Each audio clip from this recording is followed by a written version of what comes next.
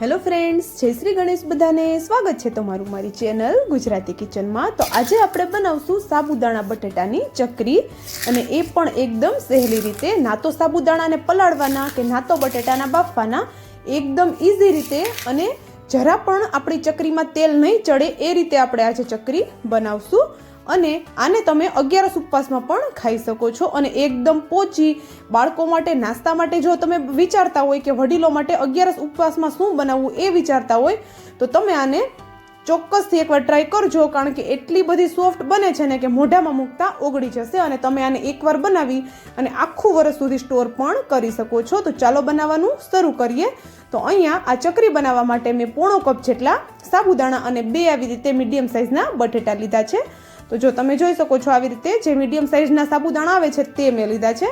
તો અહીંયા સાબુદાણા 1/2 કપ છે, એની સામે 2 બટેટા છે. તમે બટેટાનું પ્રમાણ અહીંયા તમારી રીતે વધારી પણ શકો છો. તમે 2ની જગ્યાએ અહીંયા 4 બટેટા પણ કરી શકો છો. તો જો સાબુદાણાને આપણે પહેલાં તો પીસવાના છે. તો અહીંયા આપણે સાબુદાણા પલાળવાની કે આગલે દિવસે કોઈ જ જાતની ઝંઝટ નથી કરવાની. બસ મિક્સરના જારમાં લઈ અને તેને પીસી લેવાના છે. તો જો સાબુદાણા એકદમ ઝીણા નહીં પીસાય. તો તમે જોઈ શકો છો સાબુદાણા અહીંયા મેં કેવા પીસ્યા છે. તો જો આવી રીતે કણીઓ કણીઓ દેખાય છે સાબુદાણા, એવા સાબુદાણા આપણે અહીંયા પીસી લેવાના છે. તો ચાલો, સાબુદાણા તો આપણા પીસાઈ ગયા. તો હવે એનું આપણે માપ જોઈ લઈએ, કારણ કે આગળ એ પ્રમાણે આપણે પાણી એડ કરવાનું થશે. તો જો આ વાટકીમાં ભરી અને સાબુદાણાને આપણે જોઈ લઈએ તો અહીંયા 1/2 કપ જેટલા આપણા સાબુદાણા થયા છે. એટલે 1 કપમાં થોડા જ ઘટે છે. તો હવે 1 કપ આપણે સાઈડમાં રાખી દઈએ, કારણ કે 1 કપથી આપણે પાણીનું માપ જોવાનું છે. તો હવે સાબુદાણા સાઈડમાં રાખી દીધા. તો હવે બટેટા લઈ લઈએ. તો બટેટાને આવી રીતે આપણે ધોઈ સાફ કરી અને ઉપરની છાલ એની હટાવી લેવાની છે. તો જો આવી રીતે હું બટેટાની છાલ હટાવી લઉં છું. તો નોર્મલ અહીંયા આપણે કાચા જ બટેટા લીધા છે. આપણે અહીંયા અગાઉ આપણે બટેટાને બાફવા કે તેને કોઈ જ જાતની ઝંઝટ કરવાની નથી. આ ચકરી બહુ જ સહેલી રીતે આ ચકરી બને છે અને એકદમ પરફેક્ટ એવી બને છે, જરા પણ કડક નહીં થાય. અને હવે બટેટાની મેં બંને બટેટાની છાલ ઉતારી લીધી છે. અને હવે આપણે એને જે મીડિયમ હોલવાળી ખમણી હોય છે ને તેનાથી આપણે આને ખમણવાના છે. તો તમારા ઘરમાં જે સૌથી ઝીણી ખમણી હોય ને એનાથી આપણે આને ખમણી લેવાના છે. વધારે મોટા કાણાવાળી ખમણીથી આપણે આને નથી ખમણવાના. તો જો તમે જોઈ શકો છો એકદમ ઝીણા કાણાવાળી ખમણીથી મેં અહીંયા બટેટા ખમણી લીધા છે. અને જો થોડા મોટા કાણાવાળી તમારી પાસે ખમણી હોય તો કોઈ ટેન્શન કરવાની જરૂર નથી, એનાથી આપણે ખમણી લેવાના છે. આગળ એનો પણ ઉપાય આપણી પાસે છે. તો જો આવી રીતે બટેટાને સરસ એવા હાથેથી મસળી અને 2 થી 3 પાણીથી સાફ ધોઈ લેવાના છે. તો જો અહીંયા હું 2 થી 3 પાણીથી ધોઈ અને તેને સાઈડમાં રાખી દઉં છું. અને ચાલો આગળની પ્રોસેસ હવે કરીએ. તો આગળની પ્રોસેસ માટે એક મોટું તપેલું મેં અહીંયા લઈ લીધું છે. થોડું જાડા તળિયાવાળું હોય એવું તપેલું આપણે અહીંયા લેવાનું છે. અને તેમાં આપણે પાણી એડ કરશું. તો અહીંયા 1 કપ 1/2 કપ જેટલા આપણે સાબુદાણાનો પાવડર હતો તો તેની સામે અત્યારે હું અહીંયા 3 કપ પાણી એડ કરું છું. જે કપથી સાબુદાણા લીધા છે એ જ કપથી પાણી આપણે લેવાનું છે. અને જે આપણે સાબુદાણાનો પાવડર બનાવીને રાખ્યો છે ને તે આપણે આ પાણીમાં એડ કરી દેવાનું છે અને સરસ એવું એને મિક્સ કરી લેવાનું છે. અને અત્યારે આ પ્રોસેસ આપણે તમે જોઈ શકો છો પ્લેટફોર્મ ઉપર તપેલું રાખીને જ કરીએ છીએ. ગેસ ઉપર આપણે તપેલાને ચડાવ્યું નથી હજુ. તો હવે જો આ પાણીમાં સરસ એવા સાબુદાણા મિક્સ થઈ ગયા છે તો હવે આપણે આને ગેસ ઉપર ચડાવીએ અને તેને ગરમ કરવાનું છે. તો અહીંયા તમે શરૂઆતમાં ગેસની ફ્લેમ હાઈ રાખી શકો છો, જ્યાં સુધી આપણું પાણી ઉકળે નહીં ત્યાં સુધી. તો જો અહીંયા આપણે હવે સતત હલાવતા રહેવાનું છે, કારણ કે સાબુદાણા એકદમ જલ્દીથી ઘટ થઈ જતા હોય છે. તો જો અહીંયા હવે આપણે એને સતત હલાવતા રહીએ અને ઘટ થાય ત્યાં સુધી, સાબુદાણા થોડા ફૂલે, આપણી જે કણીઓ રાખી છે ને આપણે સાબુદાણાની એ થોડી ફૂલે ત્યાં સુધી આપણે આને પાકવા દેવાનું છે. અને તમે જોઈ શકો છો અહીંયા આપણે ધીમે ધીમે પાણી આપણું ઘટ થવા લાગ્યું છે. અને સાબુદાણાની જે ઝીણી કણીઓ છે ને જો તમે જોઈ શકો છો આવી રીતે મોટી થવા લાગી છે ફૂલીને. અને આ ચકરી બનાવતી વખતે આપણે અહીંયા પાણીનું માપ એકદમ ચોક્કસ પરફેક્ટ એવું લેવાનું છે. તો અહીંયા 3 કપ આપણે પાણી એડ કર્યું છે. તો હજુ આગળ આપણે પાણીની જરૂર પડશે એ પ્રમાણે એડ કરશું. તો વિડીયો સ્કીપ કરીને બિલકુલ નહીં જોતા જો તમારે પરફેક્ટ એવી ચકરી બનાવવી હોય તો. અને જો તમે જોઈ શકો છો એકદમ સરસ એવું પાણી આપણું ઘટ થવા લાગ્યું છે. અને જો સરસ એવું ઘટ થઈ ગયું છે. અને સાબુદાણાના જે ઝીણા દાણા હતા ને તે પણ સરસ એવા ફૂલી ગયા છે. અને હવે જે આપણે ધોઈને રાખ્યું છે ખમણ સાફ કરીને તે પાણી નિતારી અને આપણે આમાં એડ કરી દેવાનું છે આપણા સાબુદાણા હારે. તો અહીંયા આપણે અગાઉથી સાબુદાણાને પલાળવાની કોઈ જ જરૂર નથી. તો પણ અગાઉથી આપણે સાબુદાણા નથી પલાળ્યા તો પણ આપણી ચકરી જે આપણે નોર્મલ ચકરી બનાવીએ છીએ ને સાબુદાણા પલાળીને અને બહુ ઝંઝટવાળું કામ છે એ તો એના કરતાં પણ એકદમ વધારે સોફ્ટ બનશે. દાંત વગરના પણ આરામથી ખાઈ લેશે ને એટલી બધી સોફ્ટ આ ચકરી બને છે. અને જો હવે આપણે બટેટાને પણ એમાં એડ કરી દીધા અને તેને પણ સરસ એવું મિક્સ કરી લઈએ. તો જો અહીંયા બેટર આપણું ઘાટું લાગે છે અને આપણે આને હજી તો કૂક કરવાનું છે. તો એમાં હું 1 કપ ભરીને પાણી એડ કરી દઉં છું. તો અહીંયા આપણું ટોટલ 4 કપ પાણી થયું. તો જો 1 કપ સાબુદાણાની સામે મેં અહીંયા 4 કપ પાણી લીધું છે, એટલે કે સાબુદાણા આપણા 1 કપમાં થોડા ઓછા હતા, પણ આપણે અહીંયા થોડું પાણી વધારે એડ કરશું તો કોઈ જ પ્રોબ્લેમ નથી, પણ ઓછું પાણી આપણે એડ નથી કરવાનું. તો અહીંયા 1 કપની સામે 4 કપ જેટલું પાણી મેં લઈ લીધું છે અને સરસ એવું મિક્સ કરી દીધું છે મેં. તમે જોઈ શકો છો બેટર આપણું સરસ એવું મિક્સ થઈ ગયું છે. અને હવે આપણે આને ઢાંકી અને 10 મિનિટ જેવું કૂક થવા દેવાનું છે. વચ્ચે વચ્ચે જો તમને ડર લાગે નીચે દાજી જવાનો તો 1-2 વખત તમે ખોલી અને તેને હલાવી શકો છો. અને ગેસની ફ્લેમ એકદમ મીડિયમ રાખવાની છે, આપણે ખાસ ધ્યાન રાખવાનું છે. તો જો આપણું હવે બેટર થાય છે ને ત્યાં સુધીમાં આપણે મસાલો કરીએ. તો 2 તીખા મરચાં અને થોડો આદુનો ટુકડો એને મેં આ રીતે પીસી લીધા છે મિક્સરના જારમાં લઈને. તો આપણો અહીંયા મસાલો પણ રેડી થઈ ગયો છે. તો એને પણ સાઈડમાં રાખી અને હવે આપણું બેટર ચેક કરીએ આપણે ફરી પાછું. તો તમે જોઈ શકો છો જો એકદમ હવે ઘટ થઈ ગયું છે અને જો એકદમ ટ્રાન્સપેરન્ટ થઈ ગયું છે. જો હું તમને હમણાં નજીકથી બતાવું કે આપણું બેટર કેટલું બધું ટ્રાન્સપેરન્ટ થઈ ગયું છે. સાબુદાણાની ચકરી પરફેક્ટ બનાવવા માટે આવી રીતે સાબુદાણાને ટ્રાન્સપેરન્ટ કરવા ખૂબ જ જરૂરી છે. જો આવી રીતે ટ્રાન્સપેરન્ટ આપણા સાબુદાણા થઈ જાય એટલે પરફેક્ટ પોચી જ આપણી ચકરી બનવાની છે. તો જો અહીંયા હું તમને બતાવું નજીકથી, જો એકદમ બેટર આપણું ટ્રાન્સપેરન્ટ થઈ ગયું છે.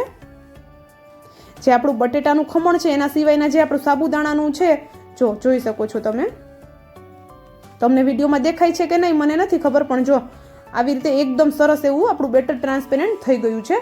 તો હવે આપણે શું કરશું કે આને ખુલ્લું જ આવી રીતે સતત હલાવતા રહી અને 5 મિનિટ જેવું પાકવા દઈશું. તો અહીંયા આપણે આને હું તમને આગળ બતાવું કે આપણે બેટરને કેવું ઘાટું કરવાનું છે. તો હજુ આ બેટર આપણું પાતળું છે કારણ કે આપણે આમાંથી ચકરી બનાવવાની છે. તો ચકરી બનાવવા માટે આવું બેટર તો નહીં ચાલે. તો જો આવી રીતે હવે બેટર 5 મિનિટ મેં કૂક કર્યું. તો આવી રીતે જો મેં ચમચી વચ્ચે ઊભી કરીને, ચમચી પડી નથી જતી એમને ઊભી રહે છે ને એટલું બેટર આપણે ઘાટું થવા દેવાનું છે. અને આપણે હજુ આને ઠંડુ થવા દઈશું તો એ હજુ પણ ઘાટું થશે. તો હવે જો આપણું અહીંયા બેટર સરસ એવું કૂક થઈ ગયું જ છે. તો હવે ગેસની ફ્લેમ બંધ કરી અને નીચે એને ઉતારી લઈએ. અને હવે આપણે એમાં મસાલા કરીએ. તો મસાલામાં હું અહીંયા અડધી ચમચી જેટલું મીઠું એડ કરું છું. મીઠું આપણે અહીંયા જોઈને એડ કરવાનું છે, વધારે એડ નથી કરવાનું, એકદમ ઓછું જ એડ કરવાનું છે. અને એમાં મેં અડધી ચમચી જેટલો મરીનો પાવડર એડ કર્યો છે, અડધી ચમચી જેટલું જીરું એડ કર્યું છે અને આદુ મરચાંની પેસ્ટ એડ કરી છે. તમને પસંદ હોય એ તમે મસાલા અહીંયા એડ કરી શકો છો, તલ પણ એડ કરી શકો છો. અને વ્રત ઉપવાસમાં ઘણા તલ નથી ખાતા હોતા, તો આપણે તલ અત્યારે એડ નથી કરતા. અને આમાંથી પણ કોઈ વસ્તુ જો તમે ન ખાતા હોય ઉપવાસમાં મસાલા જે કર્યા છે એમાંથી, તો તે તમે આરામથી સ્કીપ કરી શકો છો. તો જો બેટર સરસ એવું આપણે મિક્સ કરી લીધું મસાલા એડ કરીને. અને હવે આપણે જો તમે જોઈ શકો છો આમાં જે બટેટાનું આપણે ખમણ એડ કર્યું છે ને તેની સળીઓ દેખાય છે. અને આપણે આને જો જ્યારે પાડશું ચકરી ત્યારે પાડવામાં મજા નહીં આવે, સરસ શેપ નહીં આવે. તો એના માટે શું કરવાનું, આપણે સિમ્પલ આપણે જે આપણા ઘરમાં બ્લેન્ડર હોય છે ને તે બ્લેન્ડર લઈ લેવાનું છે અને થોડું આપણે 1 મિનિટ જેવું આપણે આ બેટરમાં ફેરવી લઈશું બ્લેન્ડરને, જેથી કરીને જે આપણે બટેટાની જે સળીઓ દેખાય છે ને તે સળીઓ મેશ થઈ જશે અને આપણે ચકરી બનાવવામાં પ્રોપર ચકરીનો શેપ આવશે, કોઈ જ પ્રોબ્લેમ નહીં આવે. તો જો અહીંયા આપણે આવી રીતે બ્લેન્ડર ફેરવી લઈશું બેટરમાં 1 મિનિટ જેવું જ, વધારે પણ આપણે અહીંયા ફેરવવાની કોઈ જ જરૂર નથી. અથવા તો તમારે જો બ્લેન્ડર ન ફેરવવું હોય તો ચમચાથી પણ તમે એને મેશ કરી શકો છો, પણ બ્લેન્ડરથી ખૂબ ઇઝી થઈ જાય છે આપણું કામ સહેલું.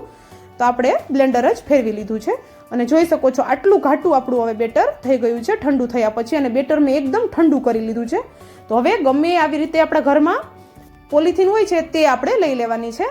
તો હવે આપણે એમાં આ બેટર એડ કરી દઈશું, અંદર ભરી લઈશું. ઉપરથી મેં ફૂલ કટ કરી લીધી છે જેથી કરીને ભરવામાં મજા આવે. તો જો ઉપરથી ફૂલ કટ કરી અને ચમચાની મદદથી હું બેટર ભરી લઉં છું, જેટલું આપણે પાડવામાં આપણે ઇઝી રહે ચકરી એટલું. તો આવી રીતે એને હવે કોનનો શેપ આપી દઈએ.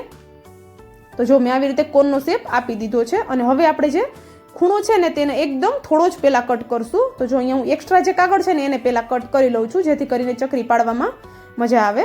તો જો હવે ખૂણો હું પહેલાં થોડો જ કટ કરું છું, પછી આપણે જરૂર લાગશે તો આગળ થોડો કટ કરશું. તો જો અહીંયા હવે આપણો સરસ એવું કટ થઈ ગયું છે. તો ચાલો ચકરી બનાવીને હું તમને બતાવી દઉં. તો જો એકદમ ઇઝીલી આમાંથી ચકરી બને છે. નોર્મલ જે આપણે સાબુદાણા આખા રાખીને ચકરી બનાવીએ છીએ ને એ ચકરી બનાવવામાં હાથ ખૂબ જ દુખે છે કારણ કે એમાં ખૂબ પ્રેશર લગાવવું પડે છે. પણ આ ચકરી આરામથી થઈ જાય છે. અને એકવાર જો આપણું બેટર બની ગયું ને પછી આ ચકરી બનાવતા 5 મિનિટ પણ નથી લાગતી કારણ કે ખૂબ ઇઝીલી આ બને છે. અને જો આવું ઘાટું આપણે બેટર થવા દેવાનું છે. અને જો તમે ઉતારી લીધા પછી ઠંડુ થયા પછી આટલું ઘાટું ન થયું હોય ને તો ડરવાની કોઈ જ જરૂર નથી. ફરી પાછું 1-2 મિનિટ જેટલું એને ગરમ કરી લેવાનું છે અને થોડું ઘટ થવા દેવાનું છે. સિમ્પલ નીચે ઉતારી લેવાનું છે અને પછી ચકરી બનાવી લેવાની છે. તો ખૂબ ઇઝી બને છે આ રીતે ચકરી બનાવવી, પણ ખૂબ જ સહેલી છે અને પરફેક્ટ એવી 100% જરા પણ તમારી ચકરી નહીં બગડે જો આ રીતથી તમે બનાવશો ને તો. ફૂલ પ્રૂફ રેસીપી છે આ. તો જો આવી રીતે બધી ચકરી આપણે બનાવી લેવાની છે. અને તમને વિડીયો કેવો લાગ્યો એ મને કોમેન્ટ કરીને ચોક્કસથી જણાવજો. અને જો વિડીયો અત્યાર સુધીનો પસંદ આવ્યો હોય ને તમને, તો વિડીયોને એક લાઇક અને ચેનલને સબસ્ક્રાઇબ જરૂરથી કરી દેજો.